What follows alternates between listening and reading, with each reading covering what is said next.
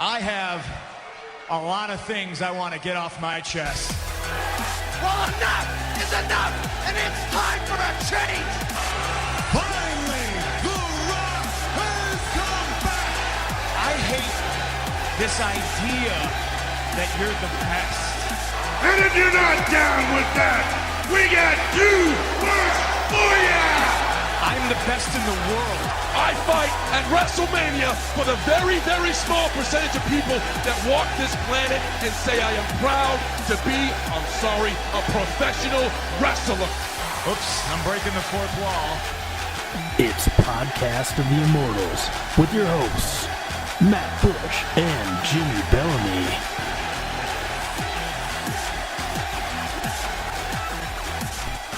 Hello and welcome to episode 23 of Podcasting the Immortals. I'm your host, Matt Bush. I'm Jimmy Bellamy. We have a special guest again this week. Very special. Very special. The most special. The most special of all the guests. My girlfriend, Nickole Mancini, here finally on the podcast. She's been talked about ad nauseum, but now she's here. This is proof she's real. Oh, a laugh. I mean, I thought when I saw your WrestleMania movie that maybe it was somebody you hired. I am good with you. I'm good with the Photoshop and the the After Effects. I got that. You're good with Photoshop, but this was moving video, so Yeah. I knew you weren't that sophisticated. No. The CGI budgets these days are ridiculous. So. Yeah, and I don't have a budget because I go to WrestleMania and things. But yeah, Nicole's here. Do you want to say hi at least? At least who your favorite wrestler is? Maybe just. I know you don't want to talk it all, but I think people who listen to this show know who her favorite wrestler is. yeah, who's that? It's not John Morrison. Okay, it's well, I was throwing a curveball there.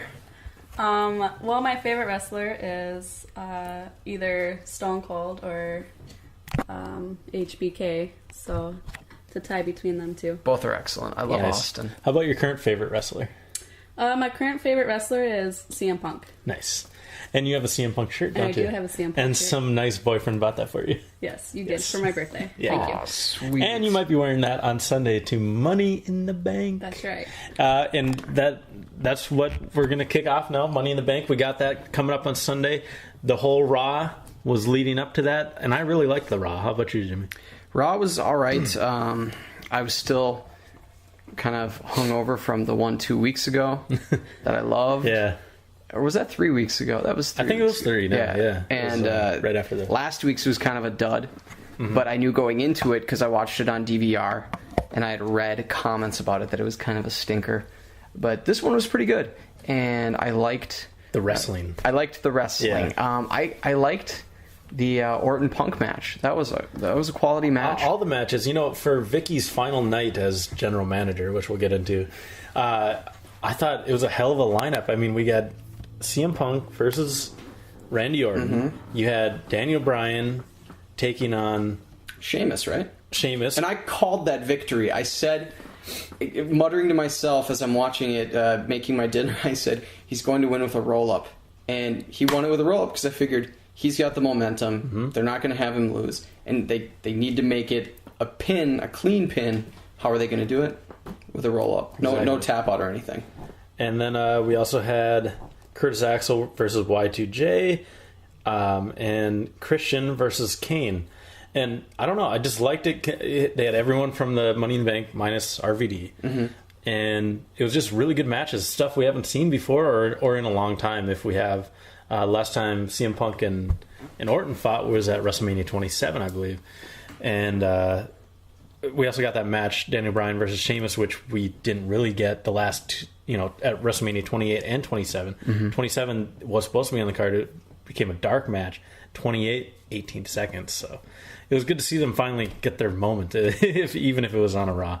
Yeah, it was cool. Sheamus is one of those guys to me that he's been stuck in that purgatory where he's a huge fan favorite with the kids, and he's prevalent, but he's not really in anything meaningful. Yeah. And to have him fight Bryan in a quality match that helped elevate Bryan, it was nice to see that. And if they can maybe use this as a building block for a future Sheamus heel turn, with they did the handshake at the end, so he showed he was a good sport. If they could somehow have this start the turn eventually, it could build some equity for Sheamus in my eyes. Yeah, It was a really interesting night. I mean, they had a lot of that kind of stuff. I love the match with Danny Bryan and Sheamus. My notes were awesome match, the match we should have had at WrestleMania 28. Like you said, it ended in a roll-up. But Danny Bryan had a weird moment at the end of Raw where he came out and took out... Who did he take out? He took out Punk. Orton. First. Yep. Mm-hmm. Which I'm like, whoa. But then he took out Orton. Two of the biggest faces on the roster right now. So I don't know if they're leaning towards him being a heel, because there's that match with John Cena coming up possibly at SummerSlam. I mean, I would hate to have him turn heel because he's got so much momentum as a face right now. I thought for a split second when he attacked Punk that it was going to be done as a heel tactic, but I immediately remembered, no, he's the guy who's been telling everybody he wants to be the champion. Yeah. He's trying to beat anyone and everyone in his path, so he's just showing it's every man for himself. And I think that was the overwhelming theme with the night, was that it's every man for himself. They stressed that in the other Money in the Bank match with the two pairs of tag teams going at it, if you want to call Cesaro and Swagger a tag team. So I just saw it as Bryan asserting himself as the guy, because that's all we're going to see on Sunday is good guys versus good guys and bad guys versus bad guys. Yeah, well, this is what I was kind of hoping for last week when they did the... Everyone comes out and cuts a promo at the beginning of the show. This was more what I was hoping for, something a little more unique. It's not as just like, just throw them all out there one at a time and yell at each other.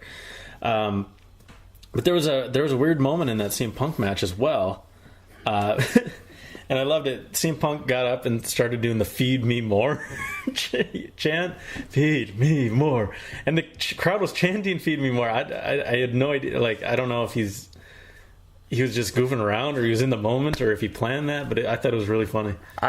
It's funny because I saw that first when my TV was muted. I was talking on the phone at the time, and I thought he was doing it because the crowd was going CM Punk, CM Punk. But then I turned the volume up, and I thought he might be. Maybe that's what he wanted to do, was CM Punk. I don't know. But then he just rolled with whatever they did. Well, maybe he's known to do that. Yeah, maybe he's taken over Feed Me More because Ryback had a weird moment as well. They cut backstage. Vickie had been fired after his performance review. I don't even really want to talk about that segment because it was pretty bad. Yeah. Basically, the McMahons came out and each said how terrible she had been and fired her, except for Vince. He kind of stood up for her. But after that, Vickie's backstage crying, and Ryback hugs her, says it's going to be okay. Where are they going with that? This is perfect. Ryback needs a mouthpiece. Vickie has a mouth, and she no longer is GM. And she knows how to use it. She will be Latino Heat. This would be a perfect pairing. Ryback needs a manager, and Vickie, she's been successful as a manager, and I'm not just talking about, the guy she's with has won. She's a good heel manager. She was great with Edge. She was great with Dolph Ziggler, and she's going to be great with Ryback. And I think that's what they're setting up. And that's where they're going with Ryback, and this is what he needs. That's a good. I didn't even think about it. I was just so thrown off by Ryback's turn of character there, because he'd just been this monster who beat up everyone, and now he's hugging some random person who was fired. Their common thread can be that they've both been wronged. Yeah. And you look at with Ryback being called Cryback by Jericho and having that match stopped by himself, Vickie screaming and having tantrums and crying after getting fired. They can now come back and say, well, we are banding together. Yeah. We've both been, shoved aside. I don't know, whatever, mistreated. But she can't really blame the McMahons. She has to blame the WWE universe, which, again, they rig these like votes. It's what is it, a self-fulfilling prophecy? Yeah, it's like, why not? Okay, if they're gonna let the WWE universe pick what happens in WWE, why don't they go, who do you want to be in the main event, and put everyone in it? Yeah, and really see, like, okay, CM Punk is going for the championship against John Cena or something. But no, it's always like, what color hat should Dolph Ziggler wear? And it's like, puke colored, or that's the way it always will be. That was back when they had Cyber Sunday and Taboo Tuesday. Mm-hmm. They gave the parameters that they gave it something that they could build around and that they wanted. It's kind of like a choose your own adventure. I mean, you only have so many outcomes. I know. You're never going to give them all of the choices because it's always going to be somewhat rigged or somewhat set up. Well, my point is, why even have the vote then? Like, it's just to get people, I'm sure for advertisers, they get X amount of people downloading their app or going on it or clicking on it. They sell X amount of impressions and get to have the ad rates higher. That's all it is. It's all about money and BS. Keep us I want to say keep our short attention spans going. I don't know. Well, there were some questionable outfits on Tons of Funk last night. Or Monday, I should say, because it's Wednesday. We're usually Tuesday. But yeah, and it made me wonder if like someone had voted the wrong way on a WWE app vote or something. They come out. Did you see they came out in like the Caitlyn outfit, Caitlyn Mae Young outfit. Yeah, the Mae Young outfit. Or Fabulous Moolah. But my notes were Tons of Funk in questionable attire. But it was a heck of a match against the Shield. It was a good match, and those matches are tough for me to watch because I like to watch a match where I think, okay, here's why Fighter A can win, here's why Fighter B can win. This one was clearly going to be a Shield victory. Going into the pay-per-view, they're not going to lose as the champions to a team that's not involved in the match itself. But I like Sweet Tea Tensai. I might be in the minority. In fact, I think that was another thing I said out loud to myself when I was watching Raw, is that I like Sweet Tea. I'm in the minority. I would have loved to just been a fly on the wall and just like you watching TV going, I like Sweet Tea. I mean, he's the world heavyweight champion in my WWE 13 game. Yeah, still. Wow, but, quite the reign, the CM Punk reign he's got going on. I haven't played for a couple months, but as far as I know, he still is. And he didn't get a whole lot of time in that match. No. It was a lot of Brodus getting beat up. A lot of Brodus. Rollins really impressed me. Mm-hmm. He was awesome in that match, and he's getting better and better. If he can get a little more charisma, he could definitely be. I could see him winning the World Heavyweight Championship in the next year or two. Mm-hmm. Definitely has the talent. I mean, he's probably going to be on that Daniel Bryan kind of learning slope, where he's just awesome in the ring. And you just got to find that niche before he really takes off. But he really, really impressed me in that match. They have a lot of, I'd say, months, if not years, of material with Shield. You can have them as a team for a while. You can have any combination of them split and feud with each other. I mean, they've got, I think, years of WrestleMania matches in them with each other as opponents, as teammates. Against each other. I mean, it's going to be a lot of fun to see. Yeah. I'm really curious to see what happens with Dean Ambrose and Money in the Bank. We'll talk about that very shortly. Another match we talked about was the Curtis Axel versus Y2J. One thing I noticed, Curtis Axel is now being billed from Minneapolis instead of Champlin. Mm-hmm. I don't know why they changed. Maybe people wrote in like, "Where the fuck is Champlin?" That's quite possible. Yeah. It may be. Again, I'm not on the inside, so I don't know. Maybe he moved to Minneapolis recently, and he's thought, but it might be another thing where they thought he's he needs to be billed from a bigger city. Also, who else is billed from Minneapolis? Brock Lesnar. There you go. So maybe it might be something insignificant that only you noticed or I noticed because we are from this state, but it might have something to do with the fact that Barack Hussein Lesnar is from Minneapolis, or billed from Minneapolis, I should say. Yeah. One thing that really bugged me about this match and another match, and it's been kind of a chronic thing that's happening in WWE, is that there's a moment like an interference or something, and all of a sudden they just go to commercial. Mm-hmm. Like there's no end to the match; it's just over. And that happened in the Curtis Axel match against Y2J. Heyman came out with a black eye, by the way, and I can't remember why. Axel or Heyman? Heyman did, and he got punched by Del Rio on SmackDown. Okay. At the end of, I say punched, it was more like a push to the face. But Punk and Del Rio were the main event on SmackDown last week. That's and right. Teddy Long ordered Paul Heyman to he didn't order him, he told him to come to the ring for that match because Punk said not to. Mm-hmm. So he said do the opposite, since Punk always does the opposite. So Heyman came to the ring, did commentary, and then he got involved by countering, by what's the word? I'm just drunk here. No, I'm not drunk. He confronted. He's totally drunk. Confronted. No, confronted. He confronted Del Rio, and Del Rio pushed him, like punched him in the face or whatever. Okay. And that infuriated. I was going to say incited. Infuriated. I'm using a lot of big words here today, trying to at least. It upset Punk. Punk jumped across the table and clotheslined the announce table, clotheslined Del Rio, and then beat him up. And then the match ended in a double countout. Okay, so that explains the black eye, but Axel ended up losing after arguing with The Miz, who he was facing for the Intercontinental Championship on the pre-show, I believe, for Money in the Bank. But Is that pre-show? Because I know the tag match is pre-show. Is it? I don't think they have more than one match pre-show. You could be right, though. But I know the tag match is for sure pre-show. Okay, it might be on the pay-per-view. I could be wrong.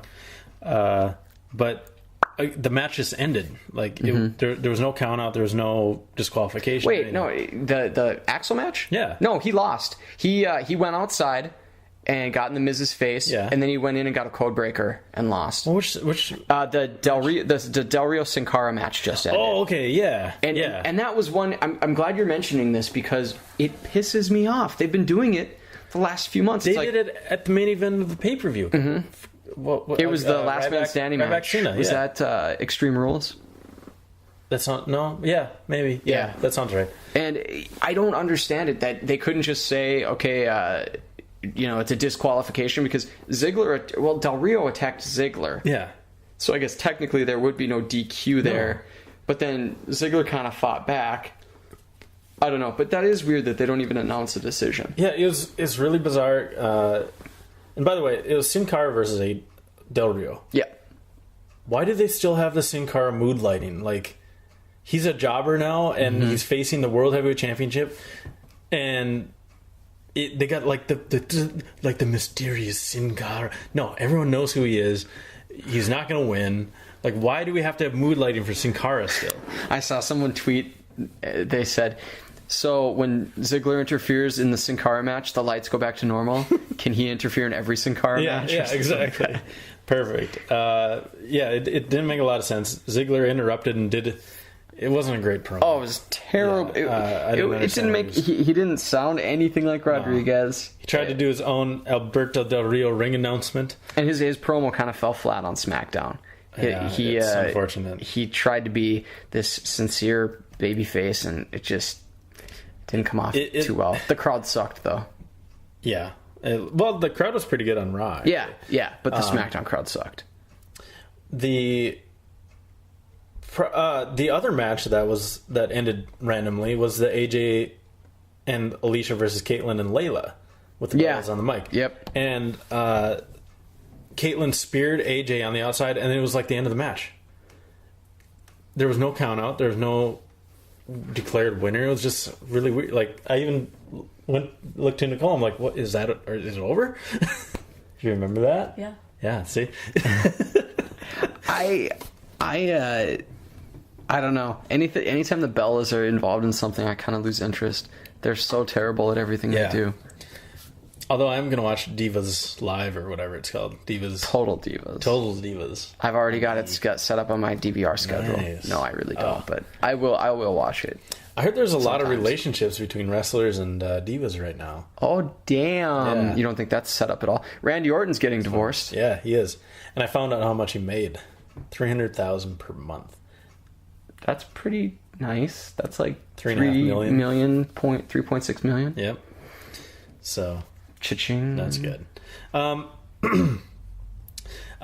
to Vickie now. Vickie had a 75% fail after the WWE Universe voted. Either, it was a pass fail. So 3/4 voted to throw her out. But I voted that she was doing a good job. Good. Mm-hmm. It didn't matter. The McMahons, I mean, they had... It's weird that they would make personnel decisions based on what the fans voted. Yeah, because they so often in WWE history do what the fans want. I know. It's just ridiculous. But they leave it up to the fans. They fire her, and Vickie goes nuts. And I thought, she's actually really great. Mm-hmm. She was good there. But then Triple H and Stephanie leave the ring, leaving Vince, who's like, I would have kept you on, and, here's what you get, fans. Here's what you deserve. And he gives it to Brad Maddox. And I'm so happy and excited. I can't wait for the Brad Maddox era. It's the year of the Brad. Brad Maddox I'm so era. excited for this. He's the funniest dude on the roster. I just hope he wears tighter shirts and vests. Oh my god! And I hope he does more of like the bad guy from the cartoon, like facial expressions, like the ooh and the ee. Yeah. I wish you could see that. I wish we were vining right then. That Let's find this right now. Keep talking, but once I get this set up, we're gonna go back to Brad Maddox. Yeah, Brad Maddox. Let me know when you're recording, because I'm going to do the ooh and the ah. All right, I'm shifty eyes. Okay, I'm ready. All right. Here's Brad Maddox. Ooh, like evil voice. That's going to be a sweet vine right there. Like evil voice. I like it. All right, sweet. If you saw that tweet, sweet tea. Okay, so AJ's match ends very randomly after the spear on the outside.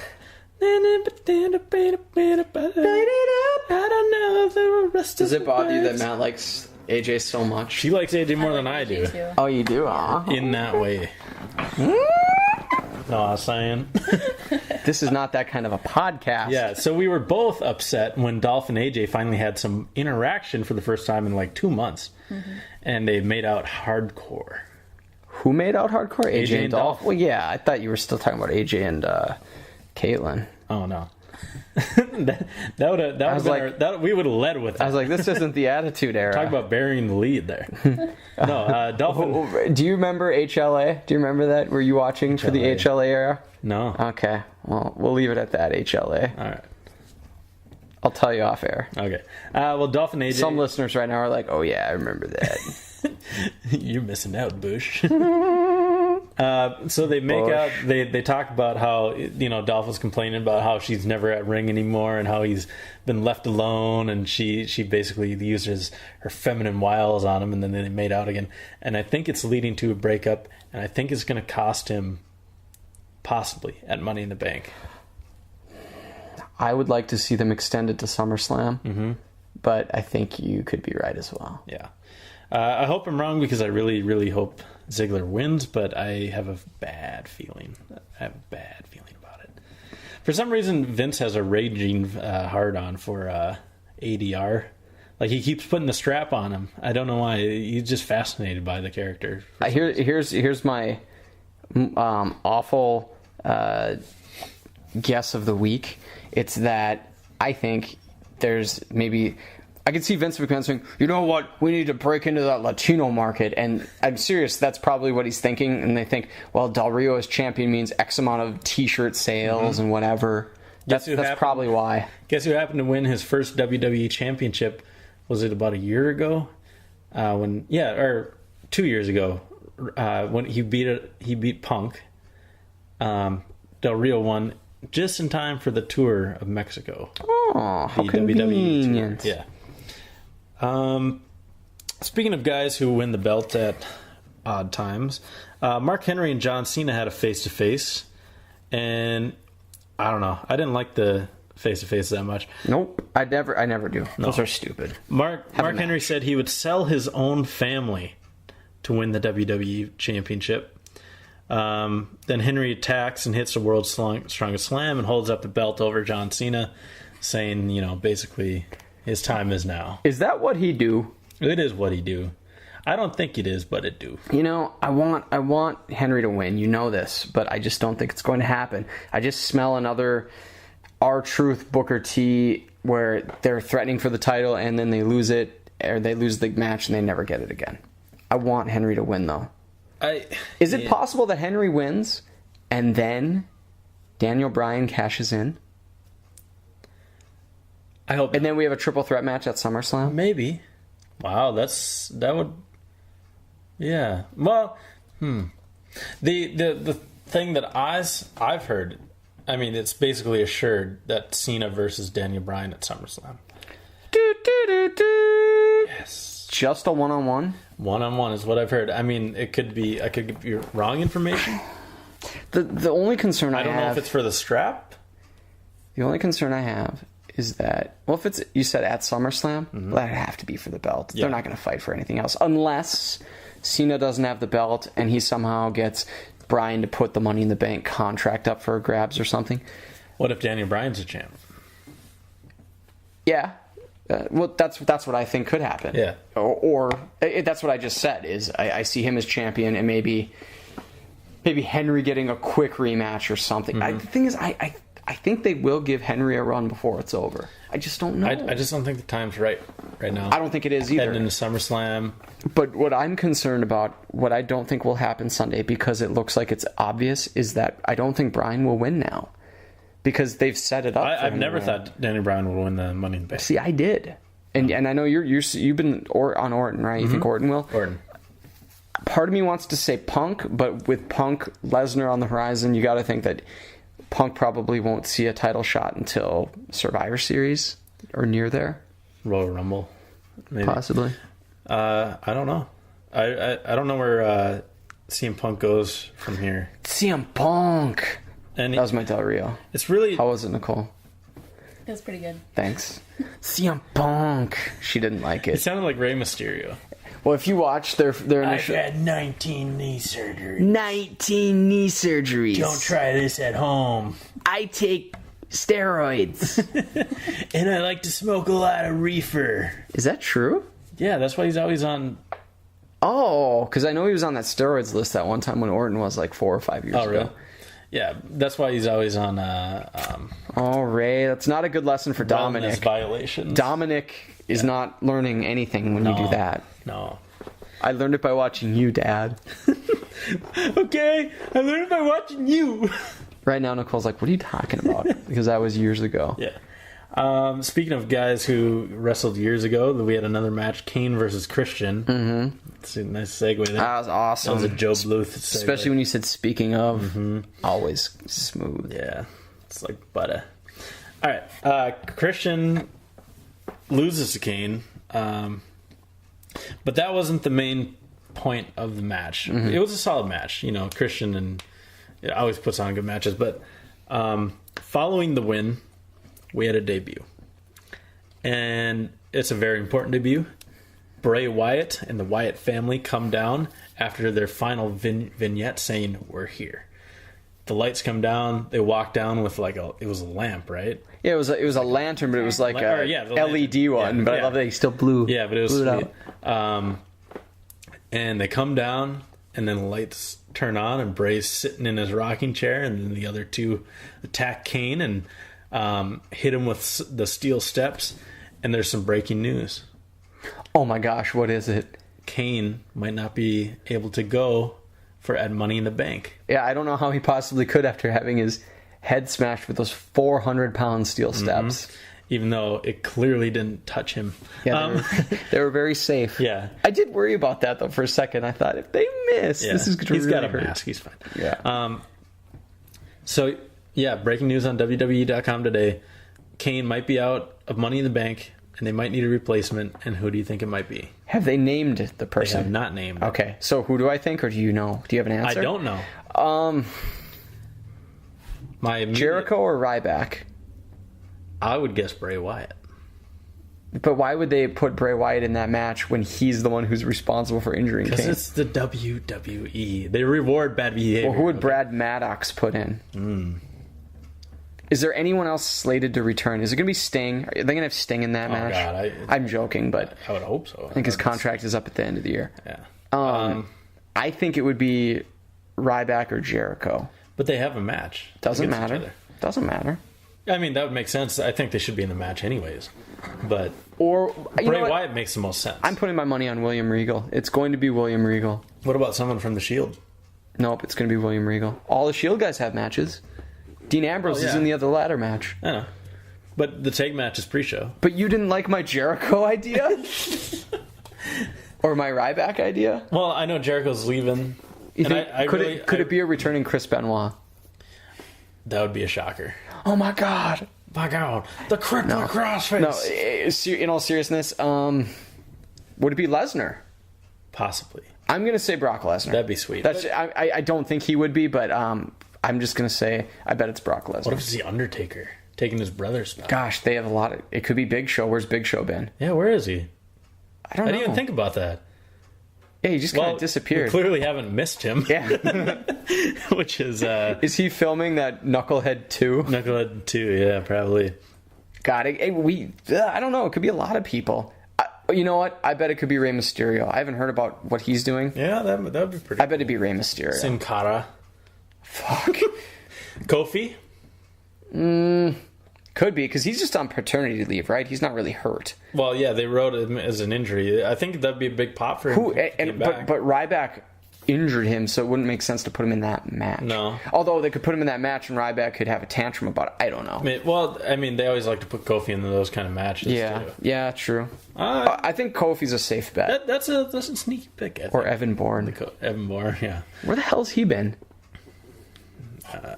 Australia. It'd be sweet if Big E Langston was in there. Big E? There's a lot of... I mean, we've named about a bunch. I bet you're safe with Kofi. I bet that's a good bet. Is Antonio Cesaro? He's in the other one. He's in the... Okay. But if they're sticking with the All-Stars theme, I don't think they would have Kofi in it. I just love, like, all of our viewers are just like, who the fuck was that? Like, just, like...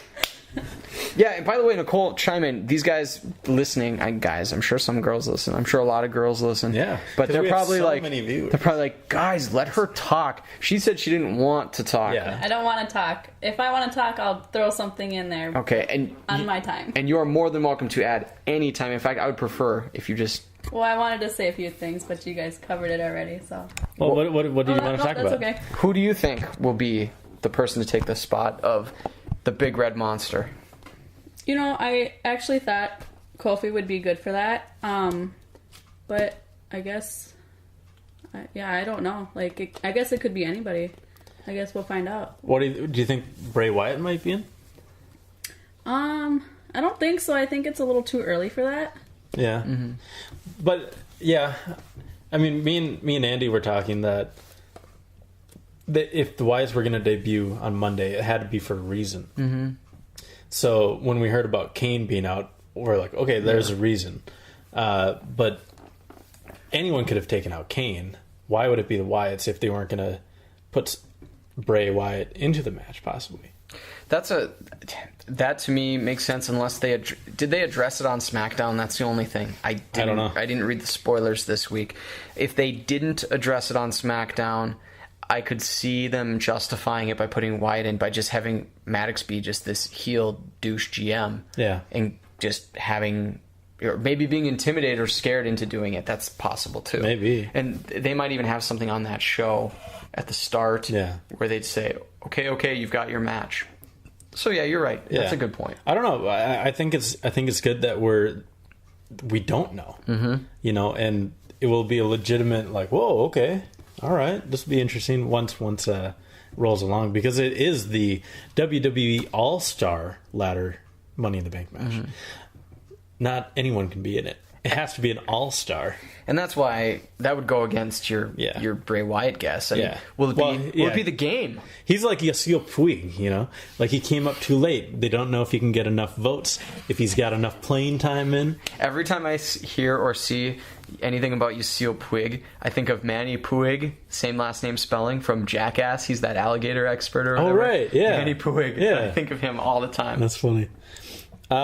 One thing that almost ruined the Wyatt debut for me was the Smark audience. Husky Harris chant. Yes. Yes. Because, I mean, it's a legit character. It's not like he's been up there and then all of a sudden, you know, like with Tensai, like everyone knew him as Albert or the A-Train, you know, the hip hop hippo. Yeah, and he comes back and everyone's supposed to think he's, you know, some Japanese guy. Like, okay, it doesn't work, you know. And then like he immediately switched to some other, like a different version of Tensai. No, he's Sweet Tea. Like, okay, obviously, but this is like legit. Like, they've built him up. The character seems awesome. It's not like Tensai where you're just like, okay. Mm-hmm. So I really, really hope those chants stop. I do too. I mean, you get... I think people would probably chant Michael McGillicuddy if it wasn't so hard to say at Curtis Axel. Michael McGillicuddy. It's too bad. Husky Harris is perfect for that cadence. Husky Harris. It has the alliteration. Yeah. And it's a lot easier to say than his real name. But I think, although they still do Sexual Chocolate to Mark Henry, because it's so fun. Yeah. I mean, Sexual Chocolate, that was such a great character, and he came out with like the Hershey bar tights. Oh, it's sexual, baby. I'm afraid we haven't heard the last of the Husky Harris chants. I hope. Well, I mean, we get the Goldberg chants at Cryback, you know. Mm-hmm. Speaking of which, Goldberg and Hulk Hogan's battle for the WCW championship, NWO championship, I should say, was 15 years ago this week. Was that July 6th? That sounds right. Yeah, so that would have been last week, Saturday. Well, okay. Within the last 7 days. Yes. That's what I meant. I remember that. It was magical. At the Georgia Dome, probably the peak of Nitro. You had the NWO with Hollywood Hogan coming down. And 99% of the crowd was behind Goldberg. It was a moment. 1998, one of my favorite moments. I still can get chills from watching that match. So it wasn't like a great match, but it was just awesome. You also had DDP and Dennis Rodman or something. Well, no. Who was it? Karl Malone. Mm-hmm. And Kurt Hennig in that match. It was just awesome. Go watch it if you haven't seen it. It was fun. I remember seeing that. I was at a friend's house, and we were hanging out, not watching wrestling. It was like a group of us, and I walked into their living room, and like my friend's brother had it on. I'm like, oh my god, this is happening. Oh my god. I sat down and watched it. It was pretty sweet. Sweet. Well, speaking of Goldberg, you know, he had a great debut, one that I'll always remember against... Let's keep these segues going, baby. Yeah, it's going well. He had a great debut in 1997 facing Hugh Morris, also known as Bill DeMott. And General Rection. Do you remember General Rection? Oh. It's when... I can't remember the name of his group. Was it the Were they just the Misfits? Were they MIA? Misfits in Action. And like they had Major Guns was Tylene Buck. She had Major Guns. And then he had a couple other people with just stupid perverted names that were like military themed. Huh. This is when I usually go, I'm like, oh yeah, but I don't know. You gotta do the Homer Simpson, but I don't know. But I don't know. Hello, my name is Mr. Burns. All right, Mr. Burns, what's your first name? I don't know. That's so good. I love you. But yeah, we have a top 10 list of, and we should have mentioned this earlier, top 10 debuts in honor of Bray Wyatt, in honor of Goldberg's 15-year anniversary and his debut. We figured we'd count down the top 10 debuts of all time, and we kind of limited it to WWE debuts.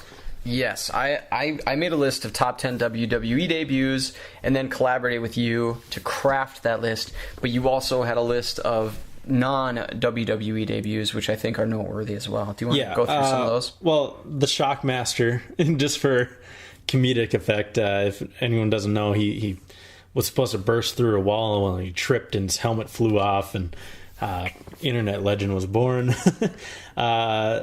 There was also Kevin Nash and Scott Hall debuting into WCW and invading as the Outsiders. I thought that was really cool. They don't work here. Yeah. Tony Schiavone.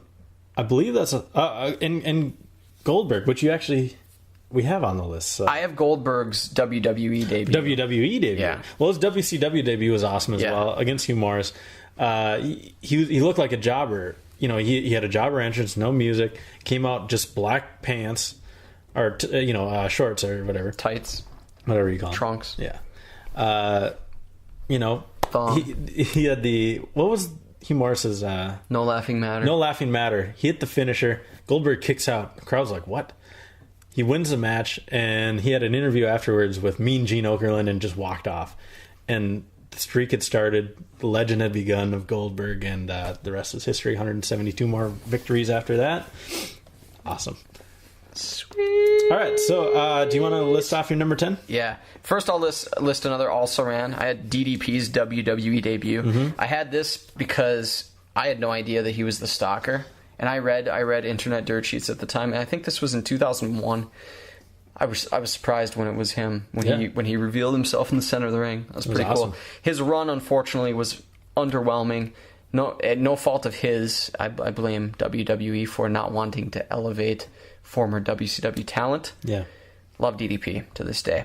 Number 10 would be the NWO's WWE debut. At No Way Out, 2002. At NWO, yeah, No Way Out. Yeah, they had their own pay-per-view named after him. I had this one not as high because of their unsuccessful run in WWE. Yeah. And the fact that the three guys who debuted, Hogan, Hall, and Nash, had all previously been in WWE. Yeah. So it was not their true True. WWE. But as a faction, that was pretty sweet. Number 9, Goldberg in WWE. And correct me if I'm wrong, I think did he interrupt a Rock promo? It was Just like Jericho did? He came out, said The Rock's next, and speared him, basically, and led to him winning the World Heavyweight Championship. But it was awesome. It was the night after WrestleMania 19. Yes. That's right. On Raw in like March something. But yeah, it was sweet. The crowd was insane. For Goldberg, he had signed a huge contract, one of the biggest in WWE history still. I think it was like $5 million for 1 year. Jeez. Yeah. But it was awesome. Huge pop. I wish he would have had a more successful run, but he kind of, I'm sure a number of things went on with everybody there involved, but he kind of fell victim to the Triple H World Heavyweight Championship era where it's just, they were just stacking title reigns for the game. Number 8, I had The Shield.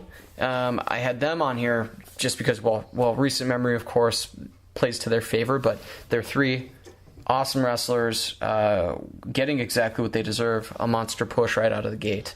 Yeah, that was at Survivor Series, right? 2012. Yep. Attacking Ryback, costing him his 4th out of like 15 pay-per-view losses in a row. Really cool. I had heard of the guys, but I didn't really know who they were, and immediately I had to find out who they were, what's going on, and obviously their push is still going on. So really cool debut. Really started 3 guys great. Number 7, 2002, Brock Lesnar. Brock Lesnar. He had one of the quickest ascensions in WWE history, winning the WWE title, I think, like 4 months in. And he was at the time the youngest. He still might be the youngest WWE champion. He's not anymore. It's Randy Orton. But I thought Randy Orton was the youngest world heavyweight champion. Damn it! I always / world champion. Yeah. He's the youngest world title holder, but the youngest WWE champion ever, I think, still is Brock Lesnar. I could be wrong. But we'd have to look that up. And actually, I would have to check Sheamus's age. Although I think it's Lesnar. I'm pretty sure it's Lesnar. Yeah, that was sweet. He took out Al Snow, Spike Dudley, and Maven. And he just dismantled them. They were in the middle of a hardcore match or Extreme Rules match or whatever. Hardcore. And he did the triple power bomb right onto a trash can, and he looked like the biggest dude you've ever seen. Yeah. If Lesnar at his peak, where he was just all muscles, just a young monster. Unbelievable. He's just a freak. It was the best because when I saw him wrestle in a dark match when he and Shelton Benjamin were a tag team, they were wearing the maroon and gold like trunk shorts, like spandex shorts, and him coming out in those black trunks, he looked like monstrously more impressive. Yeah. That's like the weirdest thing I've ever said, but that's not true. Yeah. So that was number 7. Is that 7? That was number 6. Number 6. Hold on, am I way off here? Hold on. Wait a minute. NWO 10, Goldberg 9, Shield 7, Lesnar. Hold on. NWO 10, Goldberg 9, Shield 8, Lesnar 7. Okay. Kane, I have as 5. Am I 6. missing one? No, what was 10? Hold on. Because we added one, remember? Yeah, 10, 9, Kane is 6. 8, 7, 6. Yes, thank you very much. Yeah. Hi, my math is off. That's right. I haven't had math since high school. Yeah, I know. 14 years ago. You're a journalist. You don't need math.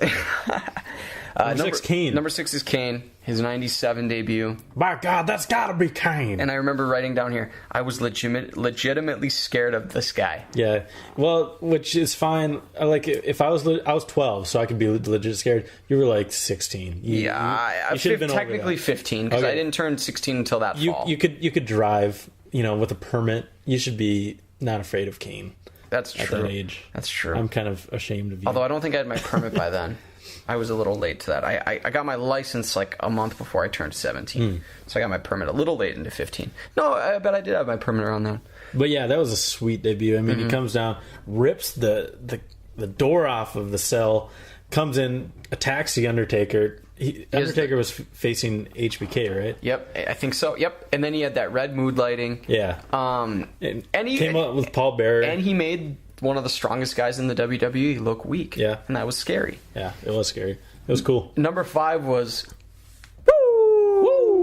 Ric Flair. His original WWE debut in the early 90s. I want to say 91, since he was the champion. Is that when he came with the WCW belt? Yes. Okay. Yeah. The World Heavyweight Championship. Yeah. And I think it was the NWA title at that time. 91? Yeah. It's right around. I think it was the NWA it's really title. Close, yeah. That was cool because he had that feud with the Macho Man Randy Savage right out of the chute. Yep. And he was showing photographic evidence that he had an affair with Elizabeth. And he was showing these vacation photos. They're in their robes. They have these monogrammed towels, R and F, or R and L. Yeah. Is that Rick and Liz? Yeah, I think it was L for Liz, not an E for Elizabeth. I think it was R and L.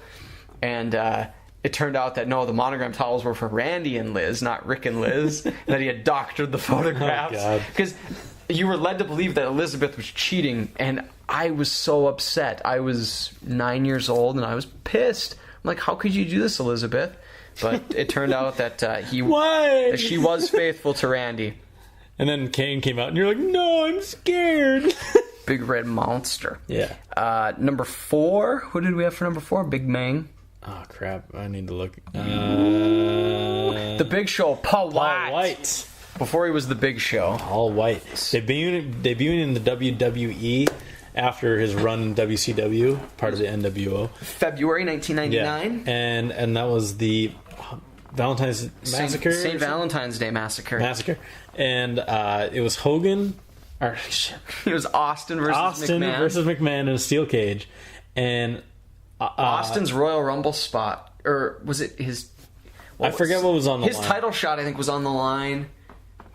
But he was going to like WrestleMania or something. Yeah, it was his job or something. Something was on the line where it was set up where he was going to be screwed. And then he ended up winning because Paul White comes out from under the ring. Yeah. Like, during breaks the middle through of the the match, ring. breaks through the ring. Manhandles Austin, throws him into the cage. The cage breaks. And Austin falls to the floor to win. That was one of the greatest I relived that in WWE 13. Yes, you did. That was sweet. I watched that match at that pay-per-view at Jeff Fralick's house on 27th Avenue West. What up, Jeff? Hi, Jeff. Jeff is now a Flair bartender. How about that segue? Cool. A Flair bartender in Florida. Hi, Jeff. Well, we already did Ric Flair. Yes, we did. He's not an Undertaker bartender, which is who's number 3. How about that? All right. Also a 1991 debut. An Undertaker bartender. All right, go ahead. 91 debut, Survivor Series, Don't Touch My Leg. He's one of the greatest characters of all time, one of the greatest superstars of all time. Yeah. Enough said. We talked about that guy a lot. Yeah, he dominated that match, even though he was counted out eventually, but it was really cool. Number 2, one of my favorite debuts, Y2J, Chris Jericho, coming out, interrupting the Rock countdown to the Millennium. I mean, it had been going for weeks. Like, who is this? Counting down, finally hits the 0 right in the middle of a Rock promo. That was the best thing since my countdown to the Millennium, which is what I had in the days leading up to the release of Will Smith's album Millennium. Yeah. Wow. Well, that's good for you. You're number 1. This was all you, man.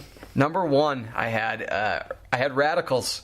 Radicals with a Z. Mm-hmm. Chris Benoit, Eddie Guerrero, Perry Saturn, and Dean Malenko in his tiny little black boots, making that debut in 2000.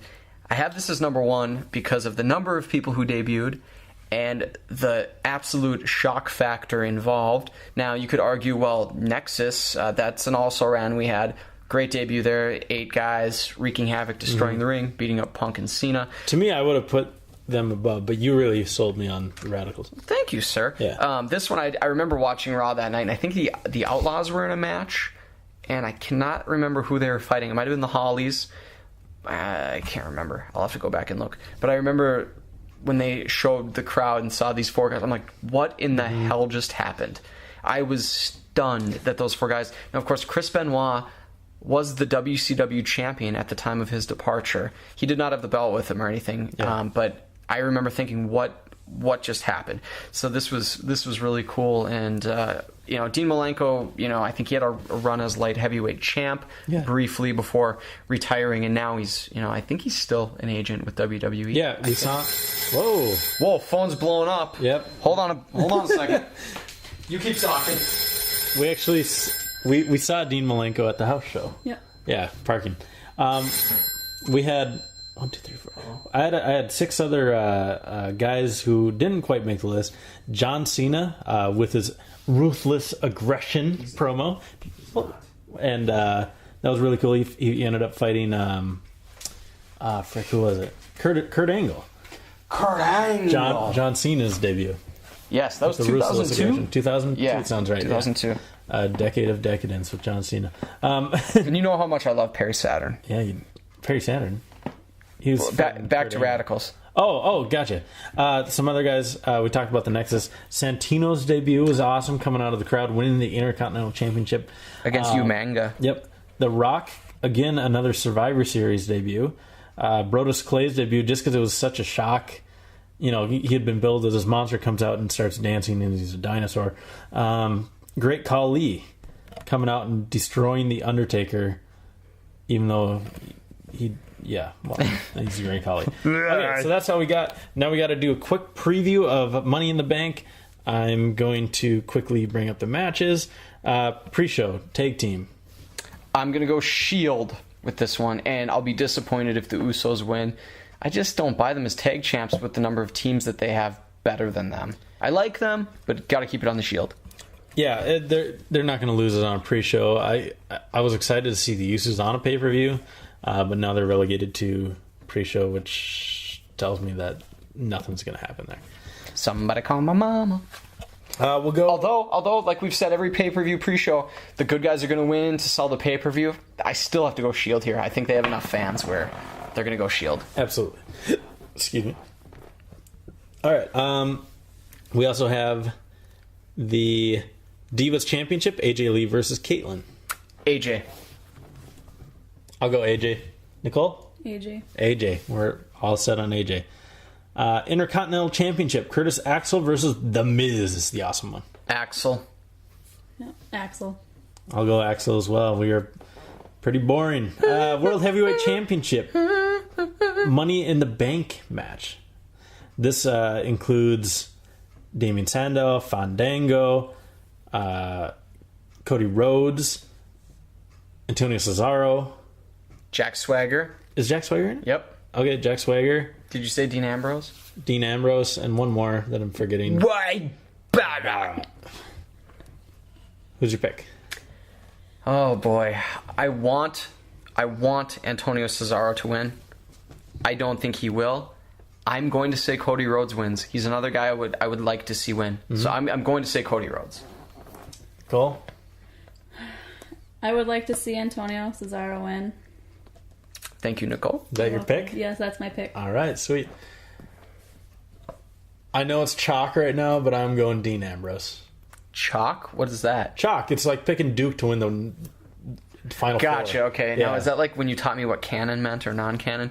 Kind of. Okay, Dean Ambrose. Dean Ambrose, I mean, he's the most strong character in the match right That now. right there is why I want to see this match, because there are 3 people we named differently who each I could see winning. And I could have easily picked Damien Sandow. Yep. Although he's been losing a lot lately. Yeah. Maybe Jack Swagger gets another push, but hopefully not.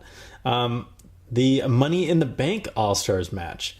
CM Punk, Kane's maybe out. RVD, Christian, CM Punk, Daniel Bryan. Who am I missing? Randy Orton. I gotta go. I'm gonna say Orton. I think Orton will win. Sorry, Siri. Siri wanted to give her pick. Yeah. I think Orton will win. But did I say I think Orton will win? Or I want Orton to win? I think he'll win. I want Daniel Bryan to win. I want CM Punk to win, but I just don't see him winning because I think he'll fight Lesnar and no title will be involved. Yeah. Nickole? I'm gonna say Daniel Bryan. I'm going Orton, and I've been on Orton for a while because I think Daniel Bryan's going to win the championship clean. He won't need the briefcase to do that. He'll beat John Cena, and then Randy Orton will cash in on Daniel Bryan, and they'll continue their awesome feud that they've had over the last couple of months. Yes. That's just my hope, because I think that would be really cool. The World Heavyweight Championship match, Alberto Del Rio versus Dolph Ziggler. I'm going to say Ziggy Piggy wins it. Nickole? Yeah, man candy. I think Alberto Del Rio retains, and Alberto. I think AJ Lee costs him the match. See, I was thinking that maybe Caitlyn wins the title and Dolph rubs it in AJ's face after he wins the title. Although it'd be kind of a heelish thing to do. But people would love it because she's a bad girl. Yeah, she likes to rub it in. I'm saying Ziggler wins, though. You got Del Rio, Nicole's got Ziggy Piggy, so do I. Okay. You got that joke. Okay, Mark Henry versus John Cena. I said Caitlyn likes to rub it in people's faces. Oh, yeah. All right. John Cena versus Mark Henry for the WWE Championship. I'm going to say John Cena wins. I want Henry to win, but Cena will take it. Yeah, it's Cena. Cena. You can lose a lot of money betting against Cena. Yeah, you can. All right. So that's our show for tonight. Be sure to check us out on Sunday. We're gonna have instant reaction. We're gonna record like 5 minutes after the pay-per-view ends. We'll have it up that night, so be sure to check that out. It's gonna be an awesome time. Nickole might be there, which is gonna be good. She was a great addition today. Thank you for coming, Nickole. No problem. Anytime you want to join us, you're always welcome. You're immediately from Rochester just to be here. Immediately the best looking person on this podcast. So. Yes. Thanks. Yeah. All right. Be sure to follow us on Twitter. Immortals PCast at 97Bush at Jimmy Bellamy. Do you have a Twitter? No. She does. She's lying. She does. No, I do not. Yeah, you do. I don't use my Twitter. I know, but you have one. What is it? Just plug it. At Manika1. At Manika1. MANNIKKA1. I was gonna have you have that. I was gonna make them guess how to spell that. All right. Thanks again, guys. We're getting great feedback. I want to thank all of our listeners. Thank you for rating us and subscribing. And one of our episodes has 650 listens, which is insane to us because when we started this, we were happy to get 100. So thank you for listening. Keep spreading the word. We appreciate it. Awesome. You guys are great. We'll talk to you soon. All right. Bye. Peace.